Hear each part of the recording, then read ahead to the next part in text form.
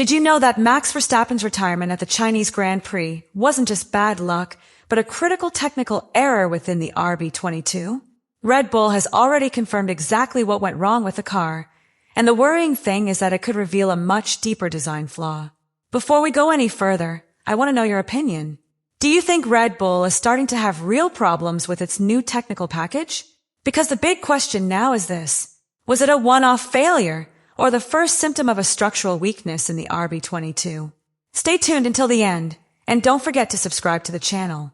In this analysis, we're going to break down exactly what happened with Verstappen's Red Bull at the Chinese Grand Prix, what technical error caused his retirement, why the team decided to retire the car, and most importantly, why this problem could be a warning sign for the upcoming races of the season. The problem that ultimately took Max Verstappen out of the Chinese Grand Prix actually began long before the car stopped. From Friday onwards, the atmosphere inside the Red Bull garage was already very different from the usual one surrounding the team. Verstappen encountered an RB22 that wasn't responding predictably, with a very unstable balance between the front and rear, and a feeling of a lack of grip that made it very difficult to attack in the technical sections of the circuit. For a driver who bases so much of his performance on absolute confidence in the car's handling, these kinds of sensations were already a clear sign that something within the technical package wasn't working as it should. The sprint session ended up confirming that concern. Verstappen wasn't just out of contention for the top positions, but the RB22's pace was far from what was expected of a car that normally fights for wins. At times, the gap per lap became extremely large compared to the leaders, especially in the medium-speed corners, where the car simply wasn't generating the grip needed to maintain cornering speed. Max himself described the situation very bluntly, calling the weekend a disaster from a car handling perspective. This problem became even more apparent during long runs and race simulations. The RB22 wasn't just slow compared to its direct rivals, it was also very inconsistent from lap to lap. There were times when the car seemed to find some straight-line pace, but as soon as it reached the technical sections of the circuit, time was immediately lost. This inconsistency indicated that the car's operating window was extremely narrow, meaning that small changes in temperature, tires, or balance could completely transform the car's performance. With this in mind, Red Bull went into Sunday knowing that the race was going to be difficult even before the mechanical issue that ultimately led to his retirement. The team was trying to manage a difficult car with an unstable balance and performance far below its usual level. And it was precisely in this scenario of technical tension that the sequence of events began to unfold that would ultimately reveal the true flaw of the RB22. When the lights went out on Sunday in Shanghai, Verstappen's situation was already complicated even before completing the first lap. The start again highlighted one of the weaknesses that the RB22 had been struggling with all weekend. The car had enormous difficulty generating traction out of slow corners, causing Max to quickly lose several positions to rivals who could simply accelerate earlier and with more stability. From that moment on, the race became an exercise in survival, trying to keep the car within the leading group while the overall performance didn't allow him to attack or impose his usual pace. As the laps went by, Verstappen managed to stabilize his position around the group fighting for the top points, but the feeling inside the car remained very negative. The RB22 was especially vulnerable in the more technical sectors of the circuit, where the lack of grip through the corners forced Max to constantly drive on the limit to avoid losing even more time. Even when the car showed some straight-line speed, that small advantage immediately vanished in the long, medium-speed corners, making it clear that the problem wasn't just one of strategy or track traffic, but a fundamental issue with the car's behavior. However, what began as a difficult race soon turned into something more worrying. In the closing laps, Red Bull engineers began to notice strange data in the car's telemetry.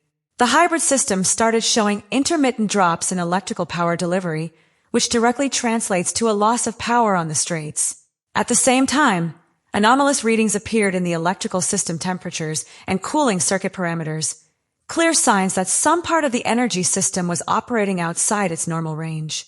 For a while, the team tried to manage the situation from the driver's seat using adjustments to the energy maps and different hybrid system settings, something Verstappen tested while still on track. But the data continued to worsen lap after lap, and the risk became too great. At that point, the final decision came from the Red Bull pit wall. They ordered Max to pit and remove the car immediately to avoid further damage to the power unit. After the race, Red Bull finally confirmed the exact problem that forced Verstappen's retirement.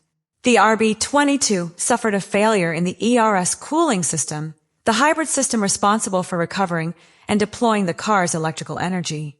Simply put, the circuit responsible for keeping the temperature of the electrical components under control stopped functioning within normal parameters. When this happens, internal temperatures begin to rise rapidly and the system loses stability, causing intermittent drops in power delivery and putting extremely sensitive components of the car at risk. This type of problem doesn't just mean a loss of performance on the track. In a modern Formula One car, the ERS is one of the most delicate systems. It includes the MGUK, the hybrid battery, and a complex network of control electronics that constantly operates at its thermal limit. If the cooling system fails, heat can build up rapidly and cause serious damage to the power unit. For this reason, the Red Bull engineers made an immediate decision when they saw the telemetry data. Staying on track could have resulted in a much more costly breakdown for the team. However, what has attracted the most attention in the paddock is that this failure could be related to the RB22's design itself. The car was developed with an extremely compact architecture in the rear, where the internal combustion engine, hybrid components, and a large part of the cooling system are concentrated. This approach improves aerodynamic efficiency and reduces drag on straights, but it also leaves very little thermal margin. When the car is under demanding conditions, such as on-track traffic or long stints with high electrical deployment, the entire system can approach its operating limits dangerously close. What has truly set off alarm bells at Red Bull is not just Verstappen's retirement in China, but what that issue might reveal about the overall behavior of the RB22. The team's engineers know that in modern Formula One, an isolated failure can occur at any time, but when that failure appears alongside a car that was already exhibiting performance problems throughout the weekend, the situation becomes much more delicate. In Shanghai, the car was not only inconsistent, but also showed clear signs of operating within an extremely narrow window, where small changes in track conditions or temperature could completely disrupt the car's balance. One of the most worrying aspects is the integration between the chassis and the new power unit. The RB22 has been designed with a very aggressive philosophy at the rear of the car, featuring compact radiators and an extremely tight architecture to improve aerodynamic efficiency. This decision has clear advantages in terms of straight line speed and reduced drag, but it also means that the margin for heat dissipation is much smaller than in more conservative designs. When all the systems work in harmony, the car can be competitive, but if any part of the system starts operating outside its ideal range, the overall thermal balance can deteriorate rapidly. Another point of contention within the paddock is the behavior of the hybrid system during power transitions. Some engineers have noted that the new electric motor and control electronics assembly may be generating temperature spikes or vibrations that increase the load on the cooling system. Under normal conditions, these spikes may be manageable, but when combined with track traffic, long acceleration sequences, or a constant deployment of electric power, the system can approach its operating limits too closely.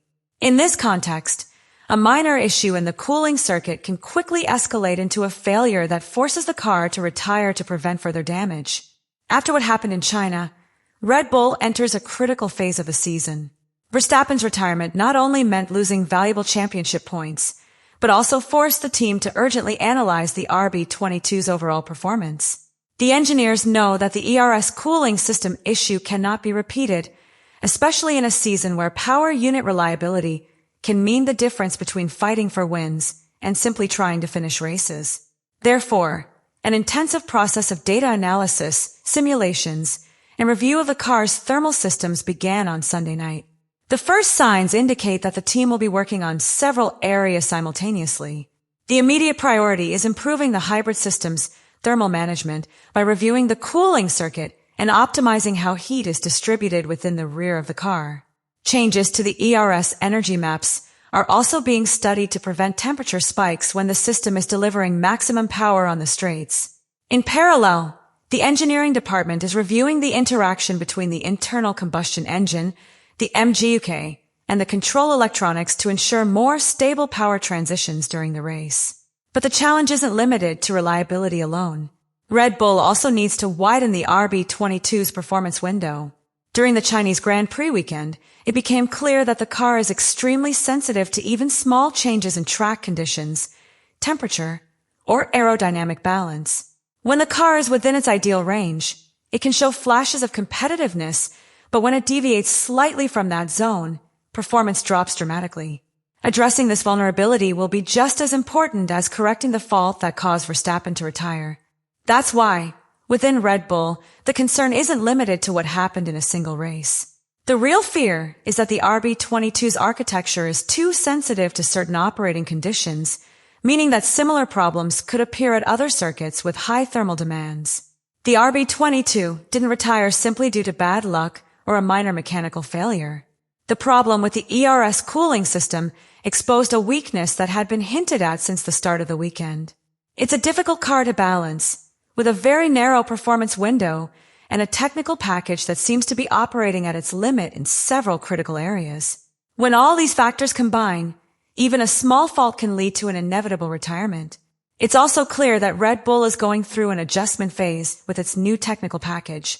The team has opted for a very aggressive design that seeks to maximize aerodynamic efficiency and straight-line performance, but this same philosophy may be creating significant compromises in reliability and thermal stability.